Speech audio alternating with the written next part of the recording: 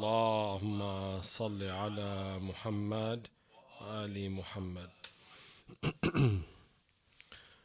أعوذ بالله من الشيطان الرجيم. بسم الله الرحمن الرحيم. رب اشرح لي صدري ويسر لي أمري واحلل عقدة من لساني يفقه قولي. صدق الله العلي العظيم. عظم الله تعالى أجوركم بمصاب أبي عبد الله الحسين صلى الله عليك يا سيدي ويا مولاي أبا عبد الله يا شهيد كربلاء. صلى الله عليك يا سيدي ويا مولاي يا إمامي يا إمام الهدى. صلوا على محمد وآل محمد. اللهم صل على محمد وآل محمد.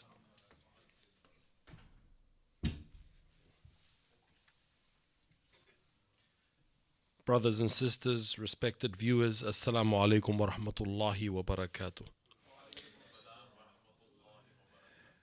Alhamdulillah, we have the tawfiq of Allah subhanahu wa ta'ala to be together for another evening. And tonight, inshallah, the intention is to discuss a topic that was mentioned by some of the brothers in the discussion after last night's lecture, which relates to the concept of masculinity. And some of the brothers discussed self-esteem and improving our self-esteem as men. So inshallah, I want to touch on some points in this arena this evening, inshallah. Now, of course, we want to ground the discussion in the understanding that we have developed over the last 8 evenings.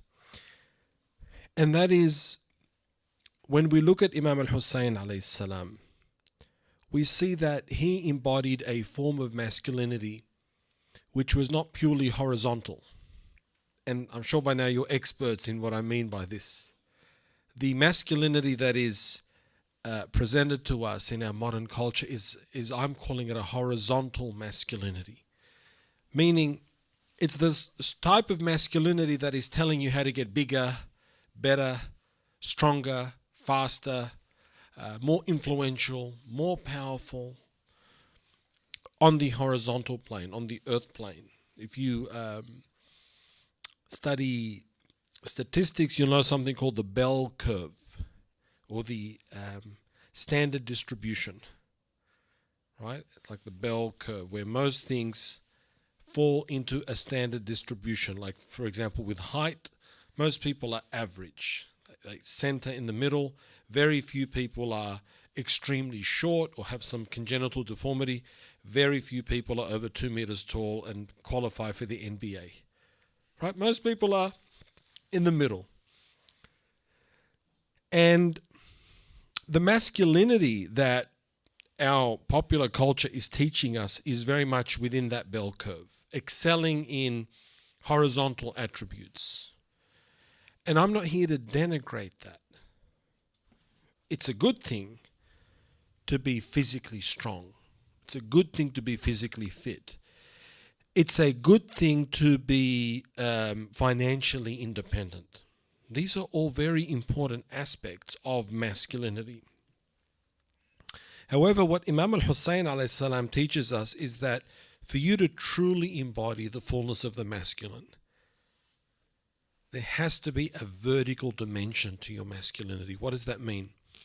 Meaning, there has to be something that you stand for that is above you, above your own self-interest, above your own individual desires and individual goals and accomplishments. At a purely horizontal level, at a purely terrestrial level, at a purely earthly level, it made no sense for Imam al-Hussein to go through the ordeal that he went through. Horizontally, the human nafs, the ego says, look, I'll pay allegiance. I will, my back's against the wall. What can I do? I need to survive. So we see that Imam al-Hussein here manifested a aspect of the masculine in which is very critical. And it's the aspect of the true masculine always has something that is above him. So although you, as a man, may embody power and strength, the true measure of a man is the man that surrenders to something higher and greater than him. He recognizes a higher order principle or ideal operating above him. He recognizes that he is ultimately a servant. He's here to be of service. And that's one of the core values of the masculine, to be of service. Which means as a man, as the masculine, as Imam al-Hussein alayhi salam perfectly embodied, he submitted himself to the will of God. He submitted himself to the will of his master, Allah subhanahu wa ta'ala.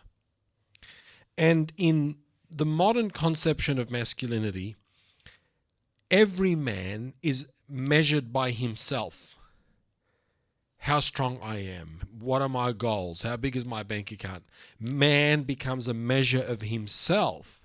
Whereas if we go back to our first lecture on ontology, a true man is measured by God. His relationship to the highest order principle governing the universe. And that's when you know the true masculine. That's when you test someone. So how does this relate to your life and my life? When you're tested with an ethical dilemma, a moral dilemma, where you can make a shortcut, you can make easy money, you can get away with something and the risk of you getting caught is negligible. Or maybe people will say, you know what, it's okay, we understand why you did that.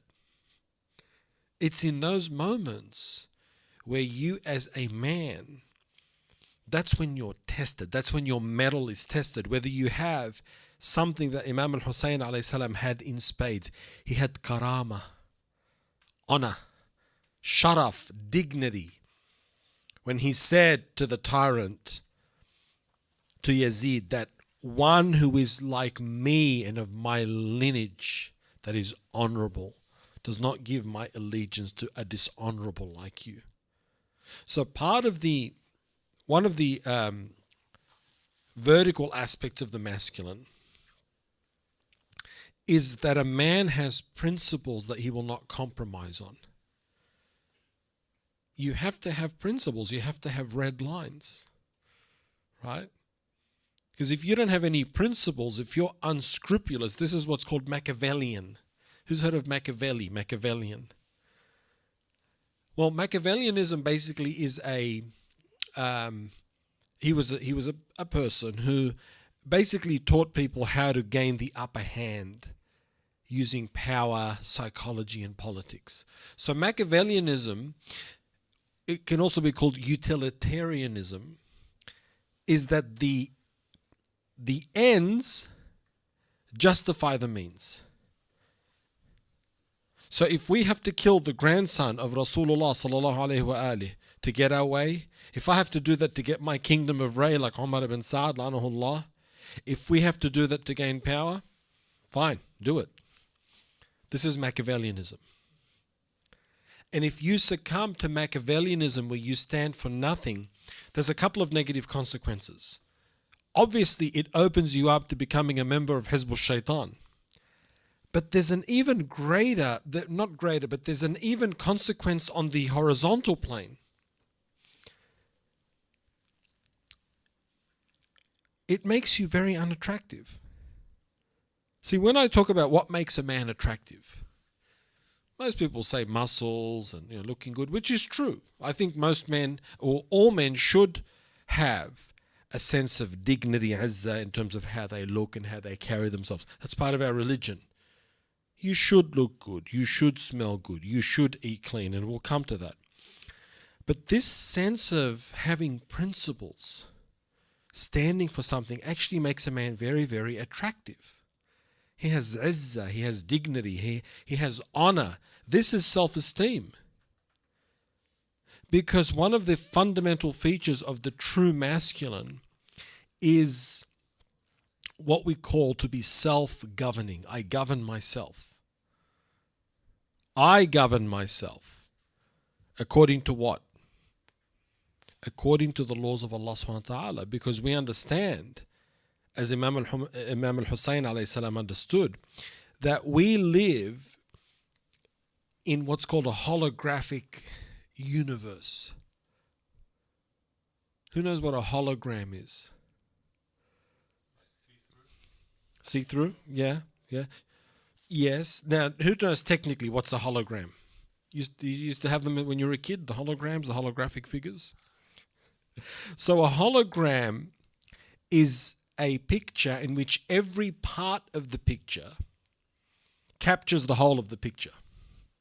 So if you zoom in to each little pixel, it contains the whole picture in that pixel. That's what a hologram is. So you say, how does this relate back to masculinity and Imam al-Hussein? Well, because Imam al-Hussein perfectly understood Tawheed, for him to give his allegiance to the tyrant Yazid would violate Tawheed. That would be a violation of his principles. So he could not compromise on that.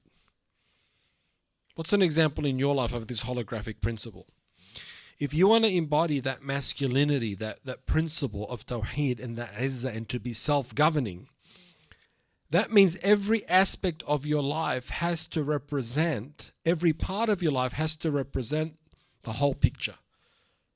So for example, the way that I eat, I can't say that I want to be healthy, I want to be very principled, I want to be able to withstand negative emotions, but the way that I'm eating is it's all junk food and processed food, and I'm staying up late and I'm watching movies till 4 a.m.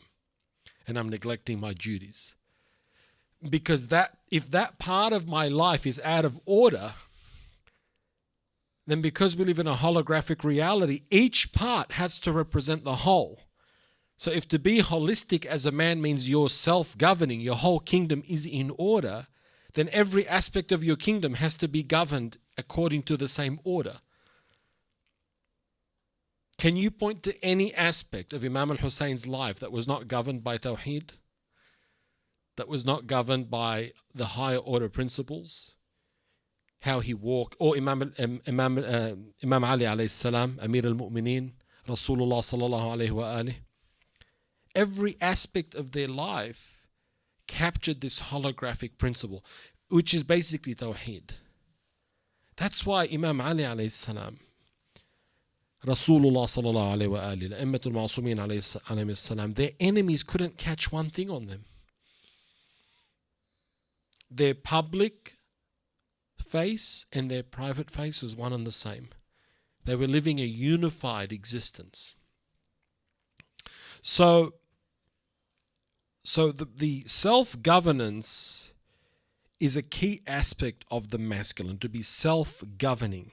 And that means to have izzah, to have a sense of exaltation, not to put myself in positions where I disrespect myself, where I lower myself, where I give an allegiance to activities or habits or people that lower or denigrate my self-respect, because that's part of the masculine, to have self-respect.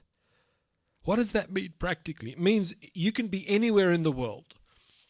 You can be put in any situation as a man, and you're not going to lose your marbles.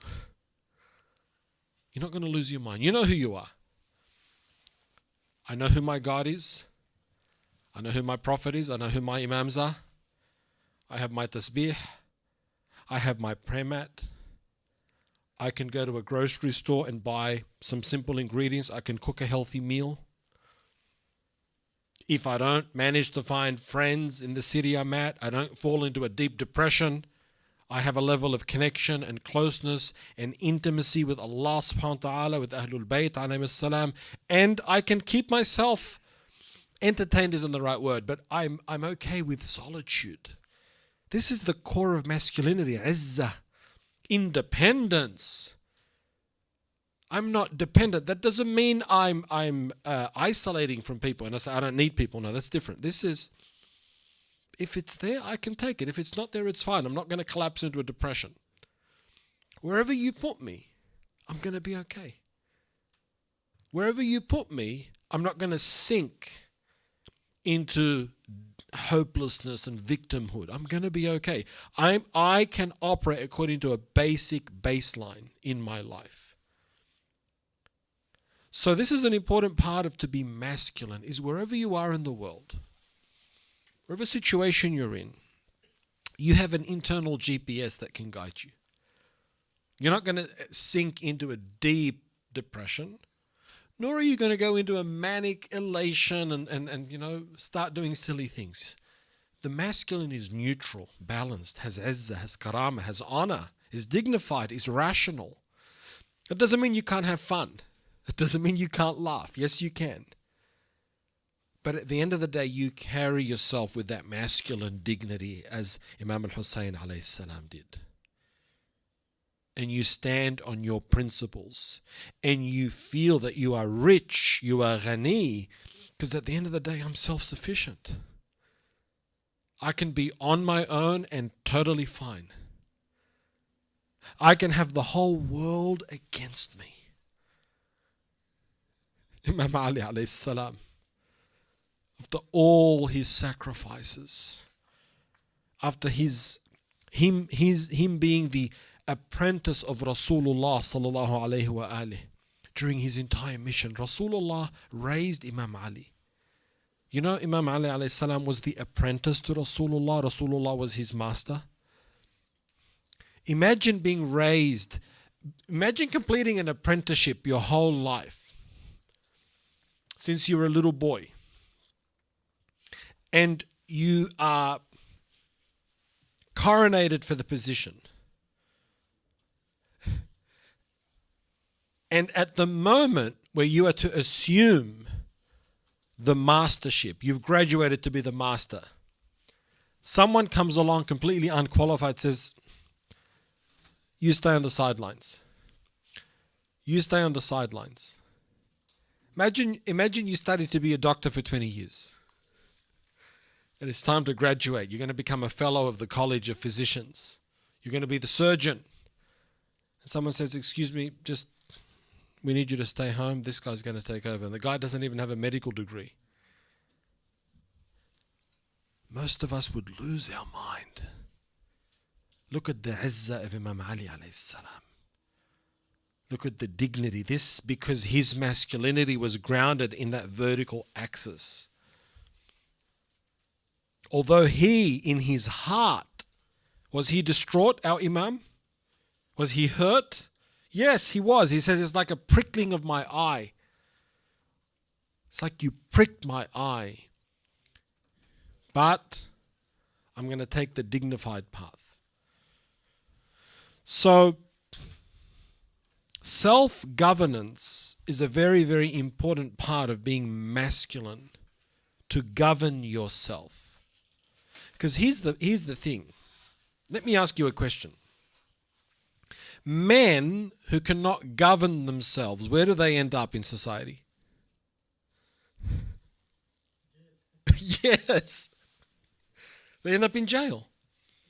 Because if you can't govern yourself, someone else has to govern you.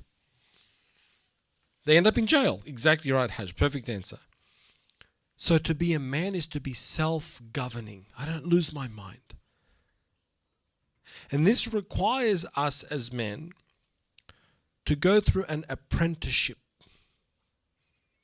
This is one of the secrets of Ahlul Bayt alayhim salam. Each member of each Imam was the apprentice to the Imam that preceded him.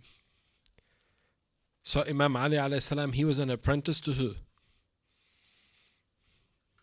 Imam Ali was an apprentice to who? Rasulullah sallallahu alayhi wa alihi was his master. So masculinity requires guidance, role models. And the beauty of you being a Shia Shia of Ali, is that you can access the guidance and role models of Ahlul Bayt alayhim salam, even though they are not physically present on earth. Not just by reading their sayings and ahadith, but by developing a living relationship with the Imams alayhim salam through that vertical axis. And what you'll find is you develop that relationship and you understand the basics of your religion. And you understand that wherever I go, I'm not going to lose my mind. I know who I am. Wherever you put me, I know the basics of how to earn a halal income. I know how to feed myself. I can cook a basic meal. I know how to dress. I know how to converse with people. I have basic social skills. Wherever you put me, what is the core of the masculine? Self-sufficiency, independence, self-governance, self-referencing. This is Imam al-Hussein alayhi salam. He's self-governing. I don't need you. There is nothing that you can do to me that can make me sell out. That is the most attractive quality in a man. Self-governance. When does a man become unattractive? When he doesn't govern himself and he's governed by others. Oh, what do they think? What should I do? Are they going to like me? And you start scanning and your eyes going everywhere. Very unattractive. You don't have the izzah. You don't have the karama. You don't have that sense of honor and dignity. I'm a man. What does it mean to be a man? Does it mean to be a macho and bash people? No, it means to be independent. Whatever happens, even if I suffer a setback in my life, a heartbreak, a job loss, I say, Alhamdulillah, I have my izzah, I have my self-respect, right? I might be down, but I'm not out. Like we said a few nights ago, it's no shame to get knocked down. But it is a shame to make the decision to stay down. So, what we're seeing here is that this conception of the masculine as having a connection to the vertical, as being self-governing, having self-respect, honor, principles, goes beyond the concept of self-esteem. Because self-esteem is a very horizontal concept. It's like, give me a strategy, give me a hack that can help increase my self-esteem. Give me something that helps me get a bit of a boost. Okay, but based on what? You're going to get a boost because you attracted a girl or you grew muscles? So what? It's not based on anything. So whatever you do, build muscle, work out, eat clean, dress good, but ultimately ground it in something higher than something to do with your fellow human beings and what you can gain from them, or they will like you more, or you'll be more attractive. Ground it to a higher order principle. So for example, if I'm a man and I'm working out and I'm eating clean, how does that connect to Tawheed? How does that connect me to Tawheed? To be integrated and unified and have a purified body and have a good posture and be upright and to be able to say no to processed junk food that's made by tyrannical multinational corporations. Take it to the highest order level. So do the work on the horizontal plane, but connect it vertically, Because if you connect what you do to that vertical plane, the highest order principle, guess what will happen? You won't quit because you have a reason to do it now. You have a reason to do it because it's linked to an identity, right? So I don't want to upset people here. But if we claim to be the Shia of Ali, alayhi salatu wassalam, we would all agree that part of that would be to develop certain skills and competencies in certain areas. And I'm going to give you 4 core areas that we might want to look at as men. Now, the benefit of this, what I'm talking about here, is although we're not doing it to gain a dunyawi, worldly advantage, if you integrate yourself and and integrate your masculinity, you will be more attractive. Why? Why would you be more attractive, let's say, to the opposite gender? Because the opposite gender, no matter all that's happening in society, it's still governed by some fundamental laws. The feminine is still attracted to what in the masculine? What are they attracted to in men?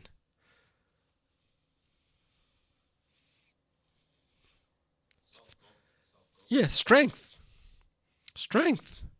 They're so attracted to it, they will go for pseudo or false strength, even if it mimics strength. Like a guy acting tough. Strength. Another way to look at this is to be internally congruent. Nothing can shake me. This is who I am. This is what I stand for. Right? Rather than, this is who I am, this is who I stand for. Do you accept me? Am I good enough for you? No, that's not strength. Strength is, this is who I am. This is what I stand for. And because I'm assured of who I am, because I know who my God is, because I know, I understand I live ontologically in a God-centered universe. I understand cosmologically that it's governed by the laws of Tawheed, so I govern my life by Tawheed. I understand anthropologically that I'm his vicegerent. And I understand psychologically that my main enemy is shaitan. Wow, you integrate your life around those dimensions that I just mentioned, you will distinguish yourself in the society. You will be distinguished as a man. So, as men, there are 4 core dimensions that we need to develop skills in managing in our life. Because the masculine is the force of management, governance, order, taking things from chaos to order. That is the masculine energy. We have to be able to manage our physicality. Whether we like it or not, we live on earth, and this is our physical carriage. It's like our horse and buggy. So you've got to look after your body. Basic things as a man. Right? You've got to know the basics of nutrition. How to eat clean. How to cook a basic meal. Understand, and I'm getting into these are very horizontal aspects, but they link to the vertical. Because if you have a weak, sick, low immunity body, can you manifest the fullness of the Izzah? Can you manifest the fullness of the vicegerent of Allah? Maybe you can, but it's going to be easier with an upright, good body, right? Healthy body. Which is an amanah that Allah gave you. So basic skills for men. Understanding the basics of nutrition. Can you go to a grocery store, select some basic items and put together a simple, nutritious meal? So you're self-sufficient. Wherever you land, right, you can eat some healthy food. You can cook for yourself. You're not reliant on someone to feed you. That's an important part of having that self-governance. I know how to feed and fuel my body. Is your sleep regulated? Are you well hydrated? Do you respect this physical carriage, this physical machine that Allah subhanahu wa ta'ala gave you, which houses your spirit? Because if the physical body becomes very, very weak, it can have an impact on the spiritual body unless you are really, really advanced in your spiritual life. Like you are really connected high up to that vertical chain. For most of us, as soon as our body is in pain, what happens to our spirituality? Drops. Because we drop down to the physical plane, the earth plane. We're in pain, we've got a toothache, I've got my stomach, I'm bloated, I'm constipated. So the physical affects the spiritual. So part of being masculine is maintaining your physical carriage, but not purely for the dunya, to look good and to show off, but to say, no, this is part of my dignity, my izzah as the vicegerent of Allah. And I eat and I hydrate and I nourish my body in a way that conforms with Tawheed. I have awareness. I don't squander my money on the multinational corporations. That doesn't mean that you can't enjoy a meal or a snack. I'm not saying that. But if your That's all you're eating. And your fitra will tell you, I don't feel good, I'm out of shape. That's going to affect you spiritually. Remember, Imam al-Hussein ﷺ was a warrior. He was a warrior. He was a fighter. He was a soldier.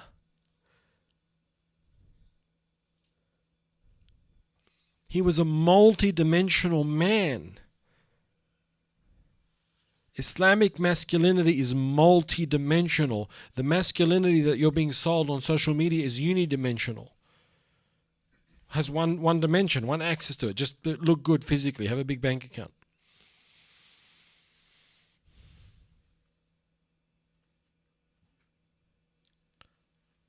So we're looking today at, first of all, the physical aspect. You need to be able to have governance over your physical body, your physical environment as a man. Basic skills. The second dimension that you need to have some basic skills in as a man is the emotional dimension of your life. You suffer a setback, you suffer a heartbreak, a relationship doesn't go right, you're engaged to someone, it doesn't work out. Do you have the capacity to process what happened, learn the lesson, and be resilient and bounce back? That doesn't mean to block it out or bury it or take a whole bunch of drugs. That's what most people do. But to say, as a man, what's the lesson I can learn from this, even though I'm in pain? Do you have the skills to tend to your emotional life? Because what happens with men when they are unskilled in managing their emotions, what are some of the stupid things they start doing? They start taking what? They start taking drugs, they start drinking alcohol. Who gains a foothold into their life? Which entity? Shaitan. Because like I said yesterday, when does Shaitan come in? When we're in a negative emotional state and he wants to sell us the upgrade package. Hey, I'll help you feel better. So you have to learn to manage your emotions as a man. And I've just given you two. If you can master managing your physicality and your emotional life, if you want to get married, you're going to be immediately very attractive to the opposite sex. You're going to be way ahead of most guys who, with respect, are clueless. They're clueless because no one's guiding them. No one's telling them. So you need to manage the physical dimension of your life. You need to manage the emotional dimension. What's the third one? The spiritual I'm going to come to, exactly the fourth, but the third one is the mental or intellectual dimension. How can you be wise if you're not exposing yourself to high consciousness material? Books, audiobooks, podcasts, not just on religious topics. Any topic you read, link it back to Tawheed, link it back to Ahlul Bayt. I'm reading a book on Dale Carnegie, How to Win Friends and Influence People. Link it back to Imam Ali alayhi salam, who says, person with a sweet tongue, people will love you. Learn how to talk to people nicely. Link it to the Quran.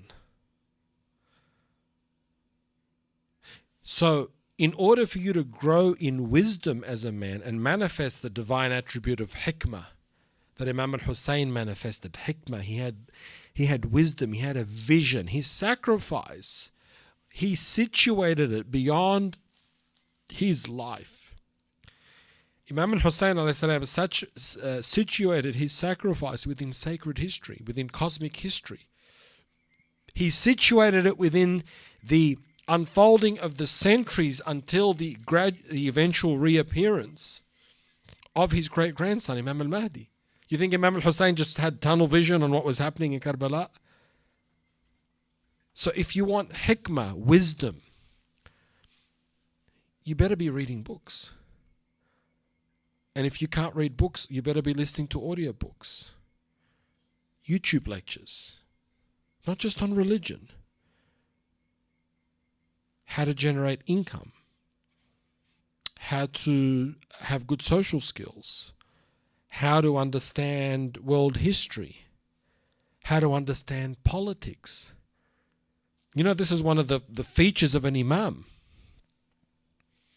One of the features of a vicegerent. One of the features, for example, when Imam al-Khomeini established the Islamic Republic of Iran, and he codified his political theory of wilayat al-faqih, the right of the rule of the jurist, the faqih.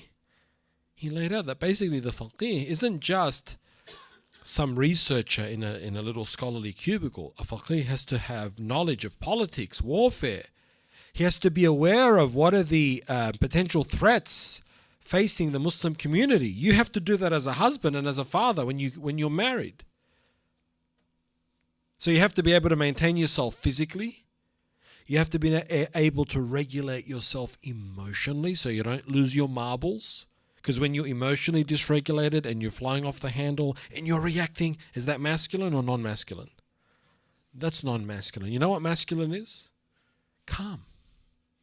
Neutral. Hey, calm down. Let's talk about it.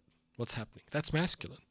Masculine isn't, hey, let's fight. Why'd you look at me for? That's not masculine. That's actually feminine. Have you seen girls fight? When they pull each other's hair and bite each other and go crazy?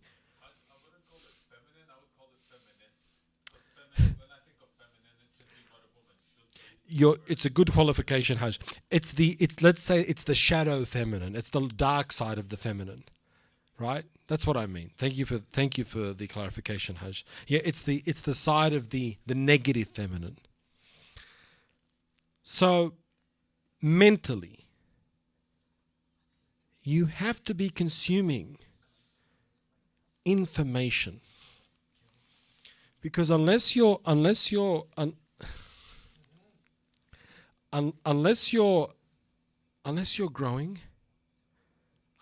growing and consuming information,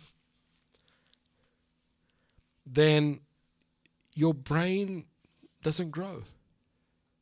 And you meet people like that. You meet them 10 years later. They haven't read a book, haven't grown.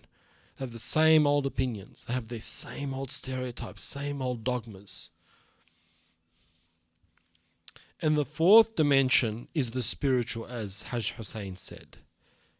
Now, the spiritual dimension that a man has is what makes him have a heart. It's what makes him not become a cold-hearted tyrant.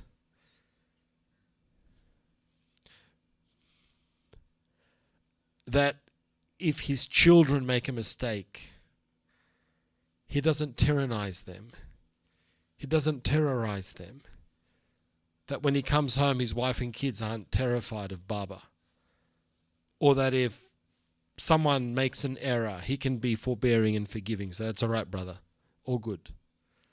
Doesn't hold these grudges. If a man doesn't have a spiritual dimension, which is his heart, his connection to Allah subhanahu wa ta'ala, a sense of humility before God and before the greatness of the Ahlul Bayt alayhim salam, then no matter how powerful you are, how big you are, how strong you are, you have failed as a man. You need all these four dimensions: the physical, the emotional, the mental, the spiritual. Now, the spiritual dimension is most important. The power in this tasbih, if you understood its power, can get you out of a lot of difficulty. Because sometimes you have a problem and you say, okay, what can I physically do? Can I solve it? Can I fight it? Can I use my body? I can't physically. Can I deal with it emotionally? Dead end. There is no emotion. I'm in pain. There's no way that I can reframe it, rethink it. I can't mentally get myself out of this. Who do we surrender to? Allah subhanahu wa ta'ala. And this is a true man. That you have someone above you that governs you. Any just governor recognizes the one that governs him. If a man becomes the absolute governor, he makes his own rules, he's going to fall into fusuq, deviation, fasad. Like Allah subhanahu wa ta'ala said, had the heavens and the earth followed their desires, it would have been corrupted. That's what happens when you have a governor or caliph or ruler or father or business owner or CEO who governs according to his own measure, his own ego, his own nafs. Because what does the nafs do? It gives you justifications. It rationalizes things for you. It says, oh, no, that's okay. We can do this. That's okay. You can do this. You can do this. Why do you think they fought Imam Ali alayhi salam? Can you find someone in history more masculine than Amir al-Mu'mineen alayhi salam?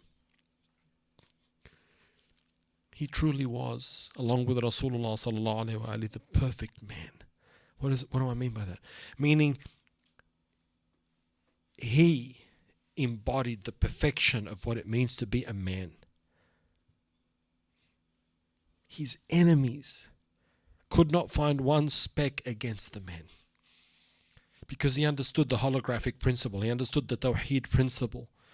Every part of his life was governed by Tawheed. You know the famous incident when he was the Khalifa and he was doing the equivalent of paperwork in the evening. And he was using the candle that was for the government. And he had visitors as the Khalifa. But those visitors were visiting him on a personal matter, not related to the state. So Imam Ali alayhi salam blew out that candle and lit another candle. He said, "Ya Amir al-Mu'mineen, why did you do that?" He said, "Because this candle is for official work, for the government, for the treasury. You're visiting me for a personal matter." That's a man. He's governed by something higher than himself. And because of that, when pressure is applied, he doesn't collapse. He doesn't become like jelly. He maintains his posture. That's true strength. You have a set of principles that govern you. But those principles that you're governed by aren't man-made. Aren't some philosophy that you're taught by some French philosopher or some atheist professor at uni. It's the government of the Lord of the universe.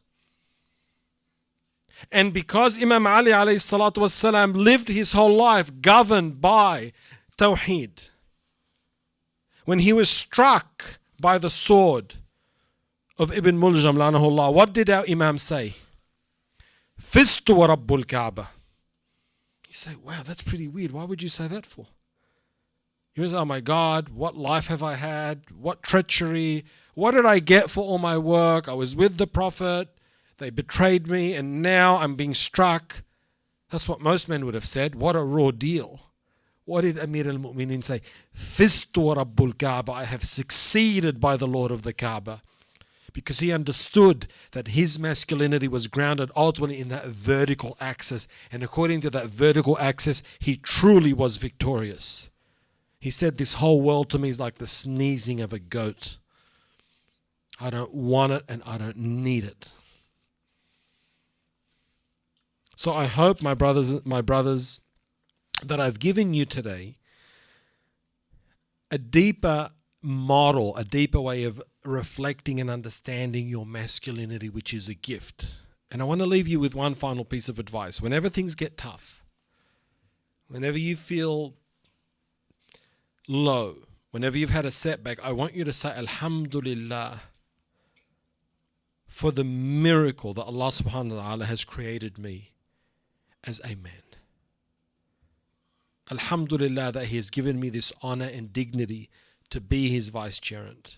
Alhamdulillah that I have the ability to be independent. Whatever happens in the world, I have my Lord. I have my A'immat al-Ma'sumin. I have my masters and my guides. I belong to a school of thought that is so rich in guidance.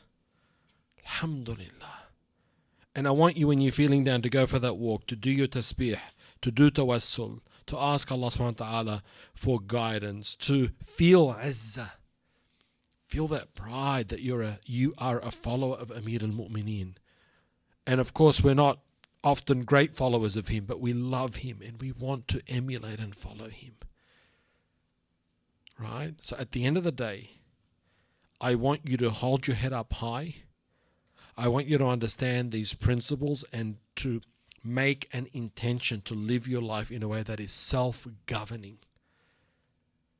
That whatever happens, even when the chips are down, you say, you know what?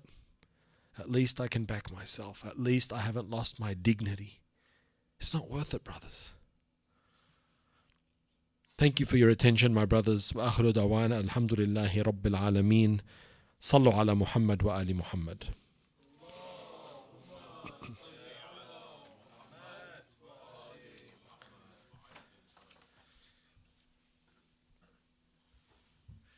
Brother Hussein, did you want to proceed with the program, or shall I stay on the podium for questions?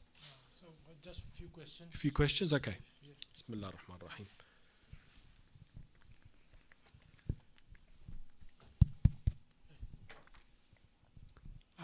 Do you think we need like a sort of meditation for the spiritual uplift? Yes, meditation is I would say that creating a sacred space, which is time for your prayers, time for the tasbih. So I wouldn't say necessarily that I'm recommending people meditate as an actual practice of meditation. You could do that. I don't think that I don't think there's anything wrong Islamically. But meditation is a specific practice. I think what's captured in that is sacred space, making time to disconnect from this purely horizontal plane. And that's our daily prayers. That's the ziyarah. That's reading Quran, listening to high consciousness material that disconnects us from the rat race that we're in, that reconnects us with dhikr, with remembrance. But certainly meditation can be a tool in that toolkit. But it's not everyone's cup of tea. What I find personally powerful is contemplation. So meditation is you're sitting there and you're trying to still your breathing, still your thinking, empty your mind. That's challenging for most people. Contemplation is a bit different. Contemplation is you take, let's say, a verse of the Quran, or you take a saying. So you know what, today I'm going to make an intention to contemplate, to reflect on this verse. And I'm going to relate what happens in my day to this verse, to this idea, to this principle. That's contemplation. It's also very powerful. Tadabbur in Arabic, tadabbur, reflection, contemplation. So I often will go for walks and I will look at the trees and I'll contemplate. Say, SubhanAllah, look at the tree. Look at the izzah the tree has. It's standing upright and its branches are outstretched, and that everything that Allah subhanahu wa ta'ala creates in its fitrah is seeking expansion. Look at a baby, a toddler. It's seeking expansion, seeking growth. It's seeking to expand. And the forces that are anti-life, anti-Adam, seek to constrict us, to restrict us, right? So just by looking at a tree, you can start to contemplate. And this is where you develop a sacred psychology. Because the way that we're taught in school, we have what's called a profane psychology. You look at everything as horizontal. You look at a tree, oh yeah, that's a tree. You look at a baby, oh, that's a cute baby. There's no sense of the sacred. Our reality has been desacralized. That's why we're so depressed and anxious and addicted. Because our fitrah isn't being fed. I hope that answers your question, brother. Any other questions or comments before we wrap up? Brother Saad? That's enough. So you said Imam Ali alayhi salam said he doesn't want it. What does he not want exactly? Can you specify, please? The dunya and its allures and its illusions and its attractions and its pleasures and its status. But he also says the dunya is the place where the prophets of God got the really high places. I would like you to specify, like. Yes, Imam Ali alayhi salam does not denigrate the dunya. Islam is not like Buddhism or Hinduism that says you have to become like a monk and live in a cave. No. You are born in the world. You have responsibilities. You have a duty. You have a purpose. You have a mission. You're part of a community. You also have halal leisure and pleasure that Allah subhanahu wa ta'ala allows for you in the dunya. But what the Imam is saying is, at the end of the day, I'm not going to compromise myself for it. If it means compromising on my principles, no way, it's worthless to me. It's like the sneezing of a goat. Habibi. Any other? Hajj? Anyone else? You have any question? What do you think about manifestation? What's the Islamic perspective of manifestation? Oh, wow, that's a deep question. Wow, that's a whole other lecture. I don't think it's black and white.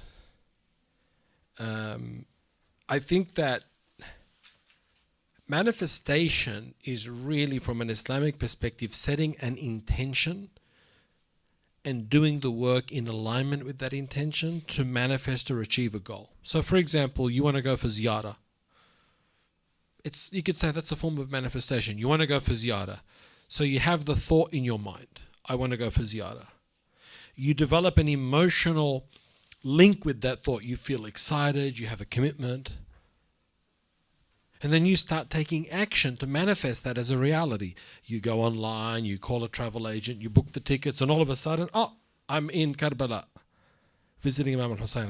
I'm in Najaf, visiting Amir al-Mu'mineen. So you could say manifestation isn't necessarily anti-Islamic, but the language that's used in the popular manifestation books can be problematic from an Islamic perspective, because it's saying you're God, or the universe is some sort of God. It's not grounded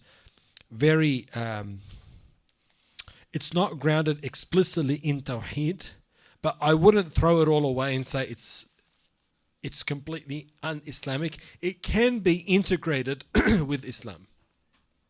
There is some use to it.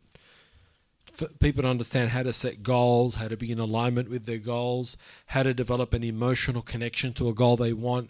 I wouldn't dismiss the manifestation literature and books for those who are grounded in Tawheed and can make the appropriate adjustments when they're reading the books.